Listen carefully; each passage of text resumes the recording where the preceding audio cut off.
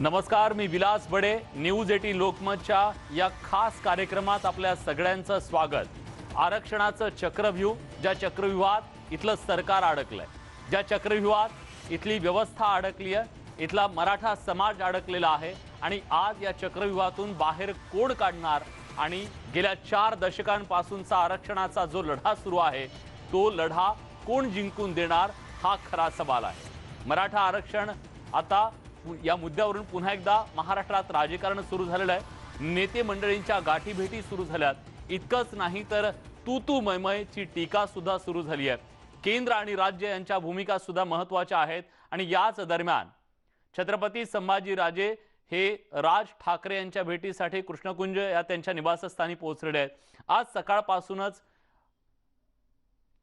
संभाजीराजे छत्रपती यांनी महाराष्ट्रातल्या सर्व महत्त्वाच्या नेत्यांच्या गाठीभेटी घ्यायला सुरुवात केलेली आहे. मराठा आरक्षणाचं हे चक्रव्यूह सोडवण्यासाठी, या चक्रव्यूहातून मराठा समाजाला बाहेर काढण्यासाठी आता पुढाकार घेतलेला आहे संभाजीराजे छत्रपती यांनी.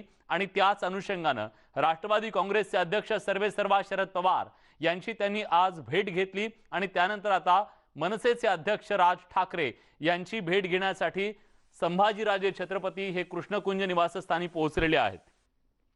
प्रणाली कापसे आपल्या प्रतिनिधी आता आपल्या सोबत आहेत. प्रणाली, या भेटीच्या बद्दलचे नेमके तपशील काय? विलास, छत्रपती राजे संभाजी हे गेले काही दिवस यांनी महाराष्ट्राचा संपूर्ण दौरा केलेला होता. मराठा समाजाला म्हणजे आरक्षण मिळालेलं होतं त्याच्यावर सर्वोच्च न्यायालयानं जो ते रद्दबातल केलं, त्यानंतर मराठा समाजामध्ये एक वेगळाच असंतोष दिसून येतो आहे आणि याच असंतोषाला वाचा फोडण्यासाठी म्हणून वेगवेगळ्या सगळ्या राजकीय नेत्यांनी एकत्रित येऊन मराठा आरक्षणाचा प्रश्न सोडवावा अशी भूमिका खासदार छत्रपती संभाजीराजे यांची आहे. आणि त्याच्यामुळे आज त्यांनी सकाळी राष्ट्रवादीचे अध्यक्ष शरद पवार यांची भेट घेतली. त्यानंतर आता ते मनसे अध्यक्ष राज ठाकरे यांच्या भेटीसाठी कृष्णकुंज इथे आलेले आहे. शरद पवार यांची भेट अवघ्या 10 मिनिटांमध्ये जरी संपलेली असली तरीही या बैठकीतून आपण समाधानी अशा पद्धतीची प्रतिक्रिया छत्रपती राजे संभाजी यांनी दिलेले होते. आणि सगळ्यात महत्त्वाचं म्हणजे जर आपण बघितलं तर सगळ्याच पक्षाच्या राजकीय नेत्यांशी, अध्यक्षांशी आपण चर्चा करू असं त्यांनी सांगितलेलं होतं. आणि त्याच पद्धतीनं आज राज ठाकरे यांना भेटण्यासाठी ते आलेले आहेत. सकाळच्या वेळेला सुद्धा शरद पवार यांना भेटताना छत्रपती संभाजीराजे एकटेच होते. आज सुद्धा राज ठाकरे यांना भेटण्यासाठी ते एकटेच आलेले आहेत. उद्या मुख्यमंत्री आणि विरोधी पक्षनेता यांना सुद्धा ते भेटणार आहेत. एकूणच महाराष्ट्रामध्ये मराठा समाजाला आरक्षण मिळवून देण्यासाठी सगळ्या राजकीय पक्षांनी एक मोठ बांधली पाहिजे, सगळ्यांचं एकमत असलं पाहिजे, ही भूमिका त्यांची आहे. आणि याच भूमिकेला समर्थन मिळवण्यासाठी सगळ्या राजकीय पक्षाच्या अध्यक्षांना आपल्या सोबत घेण्यासाठी म्हणून छत्रपती संभाजीराजे हे प्रयत्न करत आहेत आणि त्याचाच एक भाग म्हणून आता ते राज ठाकरे यांना भेटण्यासाठी आले. धन्यवाद प्रणाली, तुम्ही दिलेल्या सगळ्या सविस्तर माहितीबद्दल. तेव्हा या भेटीच्या नंतर दोन्ही नेते नेमकं काय बोलतात याकडे आपली नजर असेल. मराठा समाजाला आरक्षण मिळावं यासाठी खासदार संभाजीराजे छत्रपती राज्यातल्या नेत्यांच्या गाठीभेटी घेत आहेत, त्यांच्याशी बातचीत करतायत. मराठा आरक्षणाच्या मुद्द्यावर संभाजीराजे आणि राष्ट्रवादी काँग्रेसचे अध्यक्ष सर्वेसर्वा शरद पवार यांची सुद्धा चर्चा झाली. या भेटीत मराठा आरक्षणावरून मराठा समाज अस्वस्थ आहे अशी माहिती त्यांनी पवारांना सांगितली. त्याचबरोबर मराठा समाजासाठी शरद पवारांनी पुढाकार घ्यावा असं साकडं सुद्धा त्यांनी घातलेलं आहे. तर खासदार संभाजीराजे उद्या मुख्यमंत्री उद्धव ठाकरे यांची भेट घेणार आहेत आणि विरोधी पक्ष नेत्यांच्या सुद्धा ते भेटी घेणार आहेत. मराठा समाजाच्या आरक्षणासाठी सर्वपक्षीय नेत्यांनी एकत्र यावं असं मत संभाजीराजे यांनी मांडलंय. पवार साहेबांना मी पूर्ण महाराष्ट्रातली परिस्थितीच त्यांना सांगितली की मराठा समाज किती अस्वस्थ आहे, किती दुःखी आहे, किती त्यांच्यावर अन्याय व्हायला लागलेला आहे आणि ह्यांना यातनं बाहेर काढणं गरजेचं आहे. ह्याच्यासाठी मग ते स्वतः पुढे यावे, त्यांनी यायला पाहिजे. त्यांच्याबरोबर मग नारायण राणे असतील, मुख्यमंत्री असतील, विरोधी पक्षनेते असतील, अजितदादा असतील, या सगळ्यांनी यायला पाहिजे. शेवटी मराठा समाजाला न्याय देण्याची भूमिका या सगळ्या नेत्यांनी हे करणं गरजेचं आहे. त्याचबरोबर मी त्यांना अनेक गोष्टी जे महाराष्ट्राच्या हातातल्या गोष्टी आहेत, जे वर सेंट्रल गव्हर्नमेंटकडे जावं लागत नाही, त्याच्यावर सुद्धा चर्चा झाली. एकंदरीत चर्चा सकारात्मक आहे. उद्या मी मुख्यमंत्र्यांना भेटणार आहे, विरोधी पक्षनेत्यांना भेटणार आहे आणि संध्याकाळी माझी प्रेस कॉन्फरन्स मराठा समाजाच्या वतीने. छत्रपती संभाजीराजे हे राजकीय नेत्यांच्या प्रमुख नेत्यांच्या भेटीगाठी घेत आहेत, पण याच भेटीगाठींच्या अनुषंगानं राज्यातला मराठा आरक्षणाचा मुद्दा पुन्हा एकदा चव्हाट्यावर आलेला आहे आणि या अनुषंगानं पुढची वाटचाल नेमकी कशी असणार आहे। मराठा आरक्षण ज्या चक्रव्यूहात अडकलेलं आहे त्या चक्रव्यूहातून मराठा आरक्षणाला बाहेर काढण्यासाठी नेमके काय पर्याय आपल्या समोर आहेत आणि या पर्यायांच्या बद्दल राजकीय पक्षांच्या नेमक्या भूमिका काय आहेत, मराठा समाजाची राजकीय नेत्यांकडून नेमकी अपेक्षा काय आहे, पुढचा मार्ग नेमका कसा असणार आहे या आंदोलनाचा आणि एकूणच या संपूर्ण लढाईचा, हे सगळं आपल्याला जाणून घ्यायचं आहे। याचं महामंथन पुढचे 2 तास न्यूज 18 लोकमतच्या माध्यमातून आपण करणार आहोत आणि गेली अनेक वर्ष या संपूर्ण चळवळीमध्ये लढ्यामध्ये महत्त्वाची भूमिका बजावणारे दिग्गज पाहुणे आपल्या सोबत असणार आहेत। आपल्या सोबत आता जोडले गेलेले आहेत सुप्रीम कोर्टातली लढाई, हायकोर्टातली लढाई, एकूण संपूर्ण आरक्षणाच्या लढाईमध्ये महत्त्वाची भूमिका याचिकाकर्ता म्हणून बजावणाऱ्या विनोद पाटील यांच्याकडून जाणून घ्यायचं आपल्याला बऱ्याच गोष्टी। विनोद पाटील आपल्या सोबत जोडले गेलेले आहेत।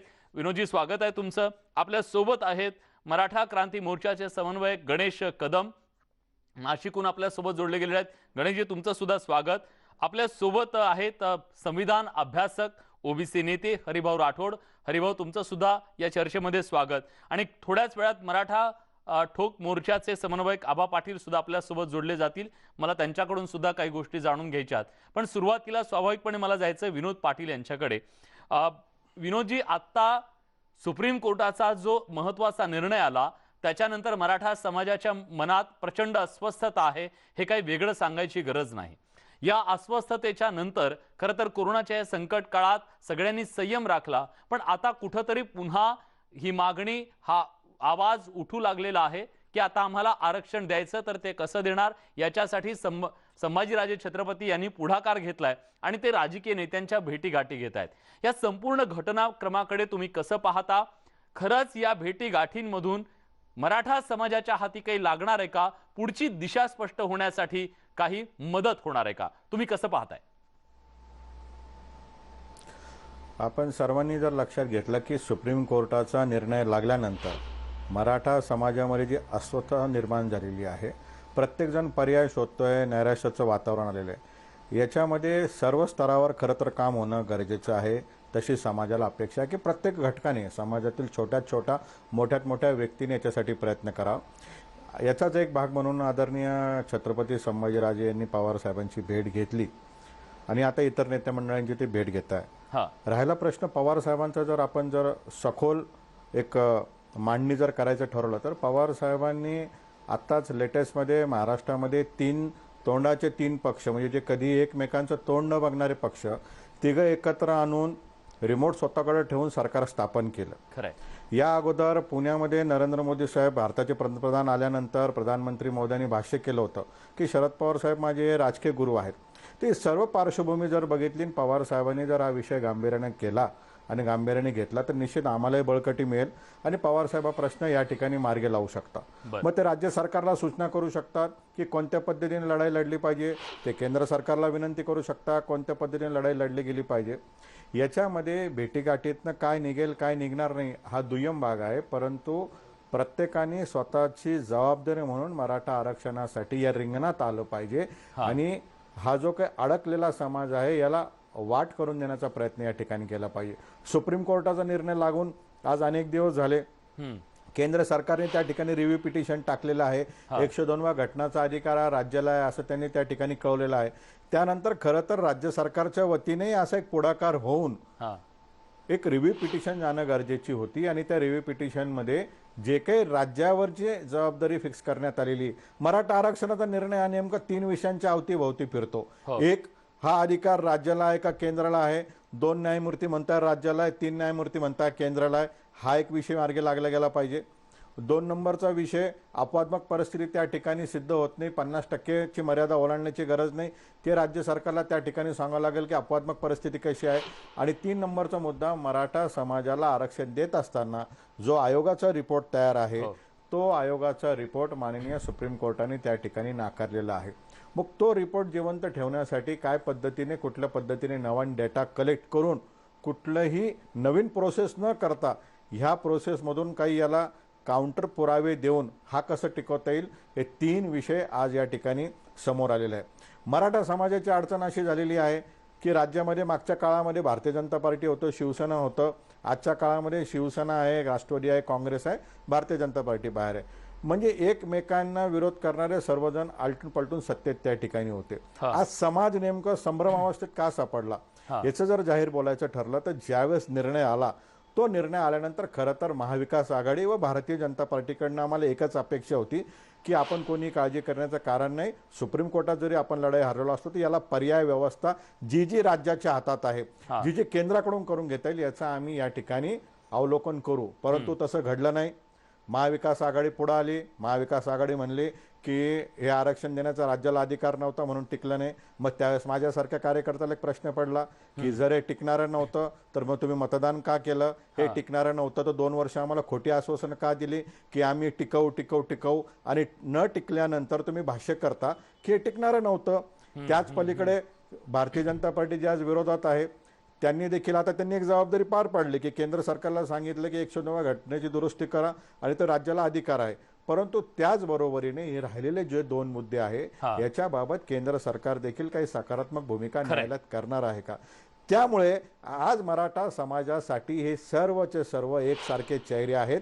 फक्त यांचे पक्ष बदललेले आहेत. बरोबर, पक्ष बदललेले आहेत, पण यांच्या भूमिकांचं काय हा प्रश्न आहे. त्याच भूमिका जाणून घेण्याचा प्रयत्न आता खऱ्या अर्थानं छत्रपती संभाजीराजे यांच्याकडून सुरू झालाय. पण मला आबा पाटलांना विचारायचं आहे, आबा पाटील, ज्या प्रकारचा निर्णय म्हणजे सुप्रीम कोर्टाचा निर्णय आल्याच्या नंतर ज्या प्रकारचं तूतू मैमय सुरू झालं सत्ताधारी विरोधकांमध्ये, कुठंतरी याची जबाबदारी कुणीच घ्यायला तयार नाही. जर समजा हे चुकीचं घडलेलं असेल, रोष त्याचा येऊ शकतो, तो रोष कुणी घ्यायला तयार नाहीये. म्हणून कुठंतरी मराठा समाज आज वाऱ्यावर पडलाय असं चित्र निर्माण झालंय. कसं आहे की गेल्या 35 वर्षापासूनची लढाई आरक्षणाची आणि ह्या आरक्षणामध्ये काही राजकीय मंडळी, काही अधिकारी यांनी एक मक्तेदारी आरक्षणावरती सांगितलेलं आहे की तुम्ही प्रत्येक जण येतो संविधानाच्या गोष्टी करतो. मला एक सांगायचं की संविधानाच्या विषयावरती जर भूमिका घेतो आपण तर त्याच्यामध्ये समता, बंधुता, न्याय, समानता, समान संधी, समान न्यायाच्या भूमिका आपण त्या ठिकाणी घेतो. असं असताना की राज्यामध्ये जी परिस्थिती आहे, काही लोकांनी आम्हाला संविधान शिकवायची, आम्हाला लोकशाही मार्ग शिकवायचा आणि प्रत्यक्षात मात्र मी आपल्या चॅनलच्या माध्यमातून महाराष्ट्राला सांगू इच्छितो की बघा, तुम्हाला सांगतो 9 सप्टेंबरला सुप्रीम कोर्टामध्ये मराठा आरक्षणाला स्थगिती आली. स्थगिती आल्यानंतर तो सुप्रीम कोर्टाचा निर्णय येईपर्यंत 1 तासाच्या आतमध्ये शालेय शिक्षण विभाग असेल किंवा इतर सगळ्या विभागामध्ये लगेच पटापट सगळे रद्द झाल्याचे GR सगळीकडे त्यांनी कागद सादर केले. लगेच त्याचे GR काढण्यात आले. आणि मग मला सांगा की आता पदोन्नतीसारखा विषय आहे की त्याचं उच्च न्यायालयानं रद्द केलं. रद्द केल्यानंतर सुद्धा की राज्य सरकार पुन्हा निर्णय घेते, पुन्हा तो जागा वेगळ्या ठेवण्याची भूमिका करतं. सुप्रीम कोर्टामध्ये केस चालू आहे, तरी सुद्धा तुम्ही त्याच्यावरती तुम्हाला म्हणजे तिथं कोर्टाचा अवमान होत नाही. आणि त्याच्या पलीकडे जाऊ की या राज्यातील अनेक केसेस असे आहेत की कास्ट व्हॅलिडिटी ज्यांना जातच माहिती नाही आणि कास्ट सर्टिफिकेट मधून तुम्ही घेतलेलं आहे, त्यांचं सुप्रीम कोर्टाने रद्द ठरवलेलं आहे आणि त्याचा निकाल आल्यानंतर सुद्धा ते तुम्हाला लागू होत नाही. त्याची शासनामध्ये कोणतीही दखल घेतली जात नाही, त्याच्यावर कोणतीही कारवाई केली जात नाही. उलट की निवांत मध्ये 10-15 दिवसानंतर महिनाभरात अधिसंख्य पद निर्माण केली जातात, अधिकारी भरले जातात, मोठ्या मोठ्या पोस्ट भरल्या जातात. तिथं कायदा आडवा येत नाही, संविधान आडवा येत नाही किंवा मग कायद्याचं उल्लंघन होत नाही, कोर्टाचं अवमान होत नाही. परंतु मराठा समाजासाठी एखादी जरी घटना घडली तरी कोर्टाचं म्हणणं, कोर्टाचा निकाल किंवा कोर्टाने दिलेला निर्णय तो शासनाच्या हातात येईपर्यंत या ठिकाणी यांचं GR तयार असतात, याचे शासन निर्णय तयार असतात. एवढी तत्परता शासनामध्ये. मग कोणती लोकशाही येऊ, कोणत्या लोकशाहीची गोष्ट करतो आपण? आज तुम्ही बघितलं मराठा आरक्षणाच्या संदर्भामध्ये एकीकडं ज्या ओबीसी नेत्यांनी भूमिका घेतली की मराठ्यांना SC-BC आरक्षण मिळू नये, मग मराठ्यांना SC-BC आरक्षण नको, मग आम्हाला ओबीसी मध्ये द्या. आता पुन्हा म्हणतात SC-BC रद्द करायला कारणीभूत तुम्ही लोक, तुम्हीच अडवणूक केली. मराठा समाजाला SC-BC स्वतंत्र आरक्षण दिलं होतं. कुठल्या समाजाला त्याच्यामध्ये अडचण येत नव्हती, कोणाचा काही प्रॉब्लेम नव्हता. पण यांनी आता पुन्हा काय केलं, SC-BC मराठ्यांना नको, SC-BC म्हटलं टांगती तलवार आहे. आता मग ओबीसीत मागितल्यानंतर परत विजय वडेट्टीवार सारखा एखादा मंत्री बाहेर येतो, ज्याने समानतेची शपथ घेतलेली आहे. एखादा मंत्री राज्यातला ज्याने राज्यपालाने त्याला शपथविधी दिलेला आहे, त्या राज्यपालाच्या शपथविधीमध्ये तुम्ही कोणती घेतलेली शपथ, त्या शक्तीचा अवमान नाही का, त्या संविधानाचा अवमान नाही का? एका विशिष्ट समाजाचा जर एखादा मंत्री त्या ठिकाणी भूमिका घेत असेल तर त्याला त्या संविधानिक पदावरती राहता येतं का? इथं लोकशाही नाही का? मग आम्ही ठीक आहे, म्हणजे तुमचा आक्षेप आहे की कुठेतरी मराठा समाजाची अडवणूक केली जाते आणि सरकारमधल्याच काही मंत्र्यांकडून त्याच्याबद्दलच्या वेगवेगळ्या भूमिका समोर येत आहेत, त्यावर तुमचा आक्षेप आहे.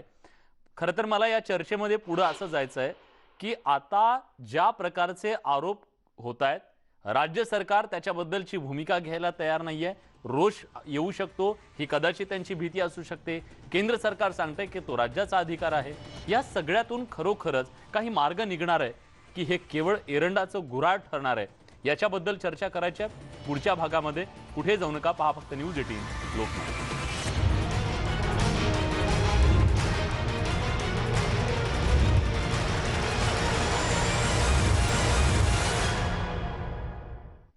ब्रेक नंतर तुमचं पुन्हा एकदा स्वागत. न्यूज 18 लोकमतवर आपण महामंथन करतोय मराठा आरक्षणाच्या संदर्भातलं. कारण मराठा आरक्षण ज्या चक्रव्यूहात अडकलेलं आहे, त्या चक्रव्यूहातून मराठा समाजाला या आरक्षणाच्या प्रश्नाला कोण आणि कसं बाहेर काढणार, हा मराठा समाजाच्या समोर पडलेला एक मोठा प्रश्न आहे. आणि त्याच अनुषंगाने आपण ही चर्चा करतोय. आपल्या सोबत आहेत याचिकाकर्ते विनोद पाटील, ज्यांनी सुप्रीम कोर्टात ही संपूर्ण लढाई लढली. दुर्दैवानं त्यात यश आलं नाही, पण ते अजून सुद्धा लढतायत. संविधान अभ्यासक ओबीसी नेते हरिभाऊ राठोड आपल्या सोबत आहेत. गणेश कदम सुद्धा आहे, समन्वयक मराठा क्रांती मोर्चाचे. आबा पाटील सुद्धा आहेत. पण मी ब्रेकच्या पूर्वी त्या दोघांकडे गेलो, पण मला आता थोडंसं या चर्चेमध्ये हरिभाऊ राठोड यांना जोडायचं आहे. हरिभाऊ, सुप्रीम कोर्टाचा निकाल आला आणि त्यानंतर खरं तर इथल्या मराठा समाजाला अपेक्षा ही होती की कोणीतरी सांगेल, धीर देईल आणि आश्वस्त करेल की तुम्ही घाबरायचं कारण नाही, आपली लढाई अजून संपलेली नाहीये. दुर्दैवानं तसं होताना दिसत नाही. दिसतंय हे की आरोप प्रत्यारोप. खरंच या आरोप प्रत्यारोपातून काही बाहेर येणार आहे, मराठा समाजाला काही मिळणार आहे, की हे केवळ आणि केवळ एरंडाचं गुऱ्हाळ ठरणार आहे? विलासजी, माझी परिस्थिती कशी झाली आहे, संत तुकाराम महाराज सारखं माझी परिस्थिती झाली. संत तुकाराम महाराज म्हणाले होते की बुडतीसी जन पहावेना डोळा म्हणून कळवळा येतच. माझी परिस्थिती अगदी तशीच आहे. आपण सांगितले या चक्रव्यूहातून कोण काढेल? निश्चित हा समाज चक्रव्यूहातून बाहेर निघेल, आरक्षण मिळेल. पण त्याआधी मी थोडस याचा गोषवारा घेतो. मी आपण का असं म्हटलं बुडतीसी जन, कारण या सरकारची इच्छाशक्ती आहे, काही करू शकत नाही. विरोधी पक्षाची इच्छाशक्ती आहे की आरक्षण मिळू नये. आणि एकंदरीत जे चळवळ करते आहे त्यांच्याही मनात काय, मला साशंकता आहे. मला सगळ्यावर अविश्वास वाटायला लागला की खरोखर या महाराष्ट्रामध्ये ज्या गरीब मराठ्यांना आरक्षण पाहिजे त्यांच्या बाजूने हे लढतात की त्यांना परत खाईमध्ये ढकलतात, असा प्रश्न मध्ये मला कधी कधी पडतो. का पडतोय, का वाटतं तुम्हाला? याचं कारण नाही. जे काही चाललं होतं सुप्रीम कोर्टामध्ये किंवा आज जे चाललंय ते उघड सगळं चुकीचं चाललंय. आज आपण जे सुप्रीम कोर्टाचं जजमेंट आल्यानंतर तुम्हाला सांगतो, आपले सगळे म्हणजे मराठा समाजाचे, मी मराठा समाजाला आपला समजतो, मी ओबीसीना सुद्धा आपला समजतो, भटके मुक्तांना आपला समजतो. मी कधी असा दुजाभाव करत नाही. मला थोडा संविधानिक अभ्यास आहे, मला माहित आहे याच्यात मार्ग कसा निघू शकतो.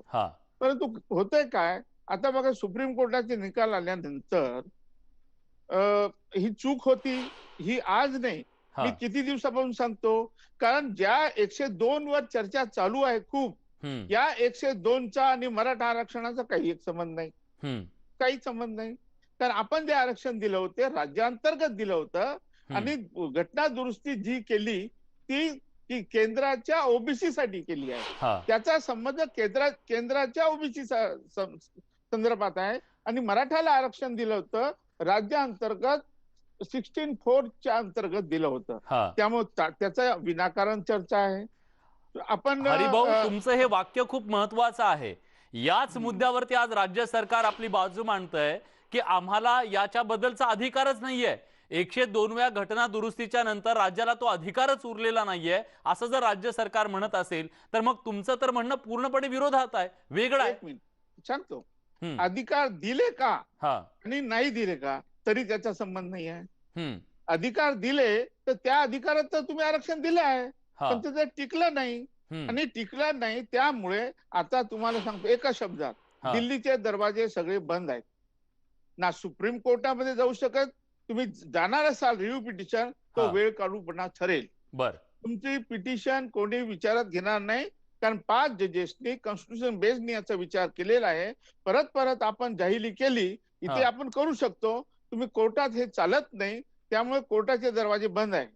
आणि आपण जे केंद्राकडे मी ऐकतो, केंद्राकडे काही नाही आहे. राष्ट्रपतीला अधिकार नाही आहे, पंतप्रधानाला अधिकार नाही आहे. त्यामुळे हरिभाऊ, सर्वसामान्य मराठा बांधवांना आज प्रश्न पडलेला आहे की राज्य सरकार तर सांगतंय की आता केंद्रानंच याच्याबद्दलचा निर्णय घ्यावा, पंतप्रधानांना आम्ही हात जोडून विनंती करतो की तुम्ही आरक्षण द्यावं, राष्ट्रपतींनी ते आरक्षण द्यावं असं जे सांगितलं जातंय, खरंच असं आरक्षण राष्ट्रपतींना पंतप्रधानांना देता येतं का? नाही, हात जोडून तर काय पाया पडूनही देता येत नाही. कारण ते तुम्हाला सांगतो 102 काय आहे, 102 खरी तर चूक झालेली आहे. म्हणजे 102 हे करताना 342A मध्ये त्यांनी सेंट्रल लिस्ट असं लिहायला पाहिजे, ती चूक राहिलेली आहे. कारण मी आज सांगत नाही, जेव्हा हे 102 बद्दल चर्चा चालू होती राज्यसभेमध्ये, राज्यसभेने सिलेक्ट कमिटीकडे पाठवलं. सिलेक्ट कमिटीने काय केलं, जाहिरात काढली की कोणाला काही ऑब्जेक्शन सजेशन द्यायचे आहेत का. तर मी जेव्हा ते बघितलं, अरे हे तर चुकीचं होत आहे, तर मी लिहून पाठवलं राज्यसभेला. राज्यसभेने मला सन्मानपूर्वक कॉन्स्टिट्युशनल एक्सपर्ट आहात आपण, आम्हाला सल्ला देण्यासाठी 5 जून 2017 आम्हाला बोलवलं. मी तिथे गेलो. मीच नाही, आणखी 18 लोक होते देशभरातून जे संविधानिक तज्ज्ञ आहेत, आणि 25 खासदार होते, आणि 30च्या वर IAS अधिकारी, सगळ्या law department, social welfare department, सगळ्या डिपार्टमेंटचे IAS अधिकारी, सेक्रेटरी लेवलचे, ते चीफ सेक्रेटरी लेवल वगैरे सगळे. आणि आम्ही 5 जूनला जेव्हा चर्चा केली तेव्हा हा प्रश्न मी उपस्थित केला की this clause is silent, whether you are going to give the power to the state or central, this is the silent. हे सायलेंट असल्यामुळे हे याचा अर्थबोध होत नाही, नेमकं तुम्ही राज्याला देता की. आणि माझ्या बरोबर कलिमुनी यांनी लिहून पाठवलं होतं, आपले एच.के. हरिप्रसाद होते, नंतर दिग्विजय सिंग आहे, आपल्या महाराष्ट्रातले हुसेन दलवाई होते, आणि असे 25 खासदार होते. आम्ही सगळ्यांनी सांगितलं, आम्ही आग्रह केला की तुम्ही राज्याचे अधिकार काढून घेऊ नका. ते वारंवार आम्हाला सांगत राहिले मीटिंग मध्ये, नाही ना आम्ही अधिकार काढून घेत नाही. हे लिहून सुद्धा दिलेलं आहे, त्याचे मिनिट्स आहे. मी जे बोलतो ते नेटवर आहे, तुम्ही नेटवर जावा किंवा harivaurathod.com उघडा, तुम्हाला सगळं मिळेल डिस्कशन. तर त्याच वेळेस मी सांगितलं होतं, पीटीआयची न्यूज झाली होती, मी ती न्यूज केली होती, आणि अशा पद्धतीने ते आम्ही. म्हणजे तुमचं असं म्हणणं आहे की 102वी घटना दुरुस्ती करताना त्याच्यामध्ये काही लूपहोल्स राहिलेले आहेत, आणि ते लूपहोल्स आता सुधारणं गरजेचं आहे, हा एक मुद्दा तुम्ही मांडताय. आणि दुसरं म्हणजे राज्य सरकारचे जे अधिकार आहेत ते अजूनही अबाधित आहेत असं तुमचं म्हणणं आहे. मराठा आरक्षणाच्या संदर्भात 102व्या घटना दुरुस्तीचा काही संबंध नाही, असे 3 महत्वाचे मुद्दे तुम्ही मांडलेले आहेत. पण मला याच्या पुढे जायचंय. आता अधिकार आहे किंवा नाही या सगळ्याच्या राजकीय लढाईच्या पलीकडे जाऊन पर्याय नेमका काय? कारण आपल्याला आता पर्यायांबद्दल बोललं पाहिजे का? आता केवळ वेळकाढूपणा करून पुन्हा एकदा फसवणूक केली जाणार आहे का, की खऱ्या अर्थानं मराठा समाजाच्या आरक्षणाच्या दृष्टीनं सकारात्मक अशी पावलं टाकण्यासाठी तरी आता कुणी प्रयत्न करणार आहे का? त्याच्याबद्दल चर्चा करूया एका छोट्याशा ब्रेक नंतर. कुठे जाऊ नका, पहा फक्त न्यूज 18 लोकमत.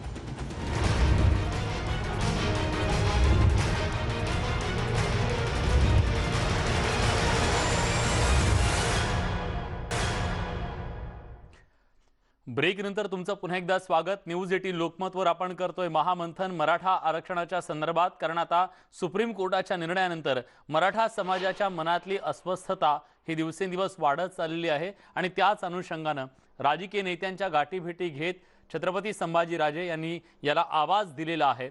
बघूयात हा पुढचा लढा नेमका कसा असेल आणि त्याबद्दल उत्सुकता निश्चितपणे असणार आहे। 28 तारखेला ते आपली घोषणा सुद्धा करणार आहेत पुढच्या लढ्याची। पण आपण चर्चा करतोय, आपल्यासोबत विनोद पाटील आहेत, याचिकाकर्ते हरिभाऊ राठोड आहेत, ओबीसी नेते, संविधानाचे अभ्यासक आबा पाटील आहेत, समन्वयक मराठा ठोक मोर्चाचे, आणि मराठा क्रांती मोर्चाचे समन्वयक गणेश कदम सुद्धा आहेत। मला गणेशजींकडे आतापर्यंत जाता आलं नाही, मी त्यांच्याकडे जाणार आहे। गणेशजी, मराठा समाजाने आतापर्यंत रस्त्यावरची लढाई लढली, निकराची लढाई लढली, प्रत्येक मराठा समाज बांधव त्या लढाईत सहभागी झाला, जे योगदान देणं असेल ते सगळे योगदान देत सगळेजण रस्त्यावर उतरले, अभूतपूर्व मोर्चे निघाले, राजकीय लढाई जी होती, राजकीय पक्षांचा दबाव वगैरे या सगळ्या गोष्टी केल्या, न्यायालयीन लढाई होती ती सुद्धा लढली, पण याचा काही उपयोग झालेला नाहीये। मराठा समाजाला अंतिमतः आरक्षण मिळू शकले नाहीये। या लढाईतला एक शिलेदार म्हणून तुम्हाला काय वाटतं, आता तुमच्या समोर नेमका पर्याय काय आहे? आमच्या समोर एकच पर्याय आहे। आपण बघितलं असं संपूर्ण महाराष्ट्रामध्ये आता छत्रपती संभाजीराजे संपूर्ण महाराष्ट्र 4 दिवस त्यांनी दौरा केला, समाजाचे प्रश्न समजून घेतले आणि मराठा आरक्षण कशा पद्धतीने मिळू शकतं या संदर्भात राज्यातील समन्वयकांशी आणि समाजाशी त्या ठिकाणी चर्चा त्यांनी केली। छत्रपती हे नुसते मराठ्यांचं नेतृत्व नाही, ते बहुजनांचं 12 बोल 18 पगडीचं ते नेतृत्व करतात। मी खऱ्या अर्थाने छत्रपतींबद्दल यासाठी बोलतोय कारण छत्रपती हे एकमेव जे ते मराठा समाजाशी समन्वय साधून संवाद साधून मराठा समाजाचे प्रश्न समजून घेत आहेत आणि ते आपली भूमिका मांडणार आहेत। गेल्या 2007 पासून मी छत्रपती संभाजीराजांनी बघत आलेलो आहोत की छत्रपती संभाजीराजांनी आतापर्यंत कोणती भूमिका घेतली असेल ती समाजाशी भूमिका घेतली असेल, परंतु इतर जे राजकीय लोक आहेत ते स्वार्थासाठी, स्वतःच्या आमदारकीसाठी किंवा इतर काही असेल समाजाशी कुठली चर्चा न करता त्या ठिकाणी स्वतःचे आंदोलन जाहीर करतात। याच्याबद्दल मी जाहीर निषेध करतो। मला कुठल्या परिस्थितीमध्ये कोणत्या राजकीय नेत्याबद्दल बोलायचं नाही। खरं आणि आपण बघितलं असेल, गणेशजी माफ करा, आमचा उद्देश सुद्धा हाच आहे। बाहेर तुतुमयमय चालू आहे, पुन्हा इथं तुतुमयमय नको आहे, म्हणूनच आज केवळ आपण मुद्द्याचं बोला असं म्हणत ही चर्चा करतोय। पूर्ण करा।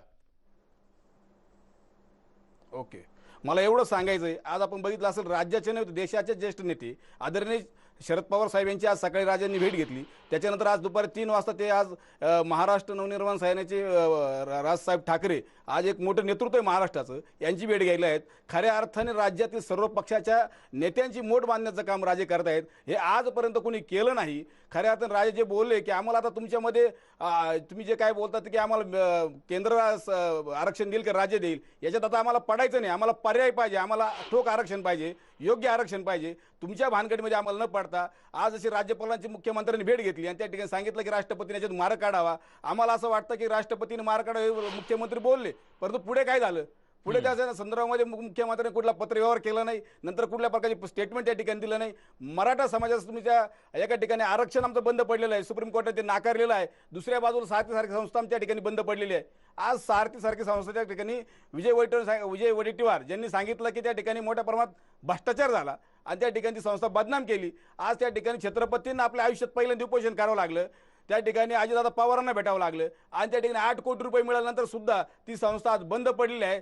तारदूतांचा प्रश्न त्या ठिकाणी निर्माण झालेला आहे। हे सर्व प्रश्न कुणी निर्माण केले तर राज्य सरकार निर्माण केले। मला एक सांगा की जर मराठा समाजाला न्याय देण्याची भूमिका राज्य सरकारची जर असते मनापासून, तर त्या ठिकाणी राज्य सरकारने लगेच काहीतरी त्या ठिकाणी सुप्रीम कोर्टाचा वेगळा निर्णय लागल्यानंतर लगेच काहीतरी एक वेगळी योजना आखली असती आणि मराठा समाजाला त्या ठिकाणी कशा पद्धतीने आरक्षण देता येईल, कशा पद्धतीने लाभ देता येतील याचा त्या ठिकाणी निर्णय घेतला असेल। आणि म्हणून मला एवढंच सांगायचं आहे की राज्यातील 40 ते 50 नाही तर सर्व संघटना जेवढ्या महाराष्ट्रामध्ये मराठा समाज आहेत, मी स्वतः छत्रपती युवा सेनेचा संस्थापक अध्यक्ष आहे, या सर्व संघटना छत्रपतींबरोबर गेलेल्या आहेत।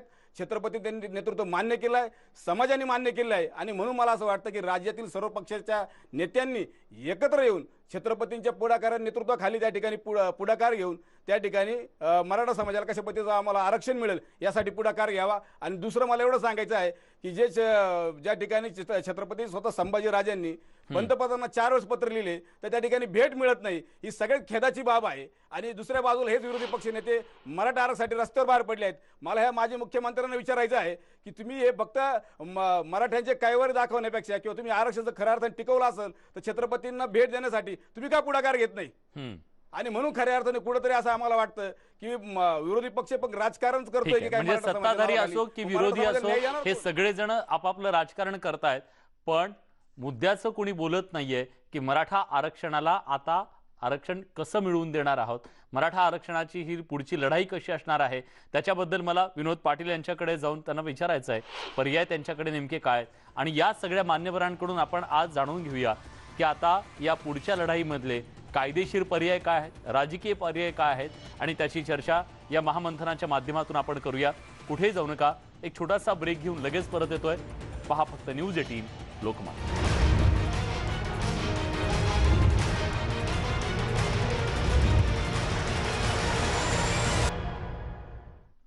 ब्रेक नंतर तुमचं पुन्हा एकदा स्वागत. तुम्ही पाहताय न्यूज 18 लोकमतवर आरक्षणाचं चक्रव्यूह. ज्या चक्रव्यूहात सध्या मराठा आरक्षण अडकलेलं आहे, त्या चक्रव्यूहातून या आरक्षणाला बाहेर कोण काढणार आहे, कसं काढलं जाणार आहे, याच्याबद्दलचं हे महामंथन आपण करतोय. आपल्यासोबत मान्यवर पाहुणे आहेत. आपल्यासोबत सुप्रीम कोर्टात ही संपूर्ण लढाई लढणारे याचिकाकर्ते विनोद पाटील आहेत, ओबीसी नेते हरिभाऊ राठोड आहेत, मराठा क्रांती मोर्चाचे समन्वयक गणेश कदम आहेत, आणि आबा पाटील सुद्धा आपल्यासोबत या चर्चेत सहभागी झालेत. मला विनोद पाटील यांना विचारायचं आहे, विनोदजी, जेव्हापासनं ही सगळी लढाई झाली, सुप्रीम कोर्टामध्ये काहीचं अपयश आलं, त्यानंतर आंदोलनाची पुन्हा एकदा हाक दिली जाते. खरंच आज मराठा आरक्षणाचा प्रश्न सोडवण्यासाठी कुठल्या आंदोलनाची गरज आहे का? हे बघा, आपण जर आमचा इतिहास बघितला तर सुरुवातीच्या काळामध्ये ज्यावेळेस आम्ही औरंगाबाद संभाजीनगरपासून सुरुवात केली, आम्ही अतिशय शांतपणे केली. कोणाच्या विरोधात शब्द न बोलण्यासाठी आम्ही मुख मोर्चा त्या ठिकाणी काढला. आमच्या एका बहिणीवर अत्याचार झाला, अशी वृत्ती समाजात असू नये ठेचण्यासाठी आम्ही एकत्र आलो.